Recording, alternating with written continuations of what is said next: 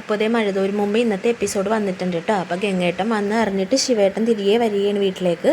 എന്താണ് ഗംഗേട്ടൻ പ്രതീക്ഷിക്കാതെ വന്നതെന്ന് ചോദിക്കുന്നതിന് മുന്നേ തന്നെ അങ്ങോട്ടേക്ക് കയറി ഗംഗേട്ടൻ എല്ലാം പറയുവാണ്. ഒരു അത്യാവശ്യ കാര്യമുണ്ട് ശിവ, അതാണ് ഞാൻ ഓടി വന്നേന്ന്. ഗംഗേട്ടൻ വാ, നമുക്ക് അകത്തിരുന്ന് സംസാരിക്കാമെന്ന് പറഞ്ഞു. അവർ അകത്തേക്ക് പോകുന്നുണ്ട്. ബാലൻ എന്നെ കാണാൻ വന്നിരുന്നെന്നും അയാളുടെ ഹോട്ടൽ മുറിയിലേക്ക് വിളിച്ചു വരുത്തിയിട്ട് സ്റ്റാൻലിയെക്കുറിച്ച് കൂടുതലായിട്ട് തിരക്കിയെന്നും പറയുന്നുണ്ട്. കൊട്ടാരമറ്റത്തിലെ അഡ്രസ്സ് മേടിച്ച് അയാൾ നേരെ കുളത്തൂപ്പുഴയ്ക്ക് പോയിട്ടുണ്ട്. ഗംഗേട്ടനൊന്ന് ബാലനെ വിളിച്ചു നോക്കുക, അയാൾ എവിടെയാണെന്ന് തിരക്ക്.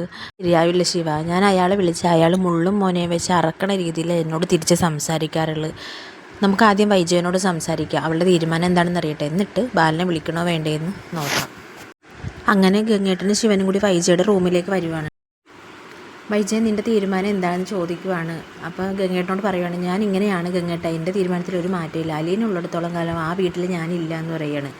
അപ്പം നിനക്ക് ഇത്രയും നാളായിട്ട് ഒരു മാറ്റവും വന്നിട്ടില്ലേന്ന് ചോദിക്കുമ്പോഴേക്കും വൈജ പറയുന്നുണ്ട്, ജാത്തിയാലുള്ളത് തൂത്താ പോവില്ല എന്നൊരു ചൊല്ലുണ്ടല്ലോ ഗംഗേട്ട എന്ന് പറയുന്നുണ്ട്. ദേഷ്യത്തോടെ ഗംഗേട്ടൻ പറയുന്നുണ്ട്, അലീനെ ഇറങ്ങണ നിമിഷം അത് കഴിഞ്ഞാൽ പിന്നെ ഒരു 3 മാസം തികച്ച് വൈജ നിനക്ക് ആ വീട്ടിൽ നിൽക്കാൻ പറ്റില്ല. ബാലേന്ദ്രൻ നിന്നെ സ്നേഹിക്കുമെന്ന് നിനക്ക് തോന്നുന്നുണ്ടോ എന്നൊക്കെ ചോദിക്കുന്നുണ്ട്. ഇത്രയും നാളെ അയാൾ സ്നേഹിച്ചിട്ടില്ല, എനിക്കിനി അയാളുടെ സ്നേഹം വേണ്ട. പക്ഷേ എന്നാലും അലീന അവിടെ ഉള്ളിടത്തോളം കാലം ഞാൻ അവിടെ ഇത്രയും നാൾ ഞാൻ എൻ്റെ മക്കൾക്ക് വേണ്ടിയാണ് ജീവിച്ചത്. ഇനി എനിക്ക് വേണ്ടി ഞാനൊന്ന് ജീവിക്കട്ടെ. അയാളുടെ സ്നേഹമില്ലെങ്കിലും എനിക്ക് കുഴപ്പമില്ല. പക്ഷേ അലീന, അവൾ പോയി കഴിഞ്ഞാൽ ഞാൻ ഒരിക്കലും നിരാശപ്പെടേണ്ട കാര്യമില്ല.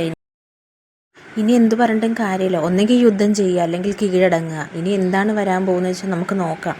ഇവളോട് പറഞ്ഞിട്ട് ഇനി കാര്യമില്ലെന്നും പറഞ്ഞ് ഗംഗേട്ടൻ ദേഷ്യപ്പെട്ട് ഇറങ്ങുവാണ്. എന്തായാലും ഇന്നും നാളെയൊക്കെ നടക്കാൻ പോകുന്ന നല്ല അടാർ എപ്പിസോഡാണ്. എല്ലാവരും സ്കിപ്പ് ചെയ്യാണ്ട് തന്നെ കണ്ടേക്ക് കേട്ടോ. പിന്നെ വരുന്നത് രേവതിക്കുട്ടിയുടെ വീട്ടിലാണ്. അവരെല്ലാവരും കൂടി ക്യാരം ബോർഡ് കളിക്കുന്നതാണ്. അപ്പോൾ അലീന ചേച്ചി ജ്യൂസുമായിട്ട് വരുന്നുണ്ട്. എല്ലാവരും നിർത്തി ഇനി കിടക്കാം, നമുക്ക് നാളെ പോകണ്ടല്ലേ എന്നൊക്കെ പറയുന്നുണ്ട്. അപ്പോൾ എല്ലാവരുടെയും മുഖത്തൊരു സങ്കടം വരുന്നുണ്ട്. അപ്പോൾ രേവതിക്കുട്ടി ചിന്നുമോളുടെ കാര്യം ചോദിക്കുന്നുണ്ട്, അവളെ സ്പോൺസർ ചെയ്യണ കാര്യം. അപ്പോൾ അലീനക്കുട്ടി അത് ബുദ്ധിമുട്ടാണെന്നൊക്കെ പറയുവാണ്. അതിനുശേഷം എല്ലാവരും നമുക്ക് കിടക്കാൻ പോകാമെന്ന് പറഞ്ഞിട്ട് എല്ലാവരും പോകുന്നതോടുകൂടി ഇന്നത്തെ എപ്പിസോഡ് അവസാനിക്കുന്നതാണ്. അപ്പോൾ മാമച്ചനും ആൻറ്റിക്കും ഒക്കെ സങ്കടം വരുന്നുണ്ട്, പിള്ളേർ നാളെ പോകുമെന്ന് പറയണതൊക്കെ. അപ്പം ഇത്രയേ ഉള്ളൂ കേട്ടോ ഇന്നത്തെ എപ്പിസോഡ്. നമ്മുടെ വീഡിയോ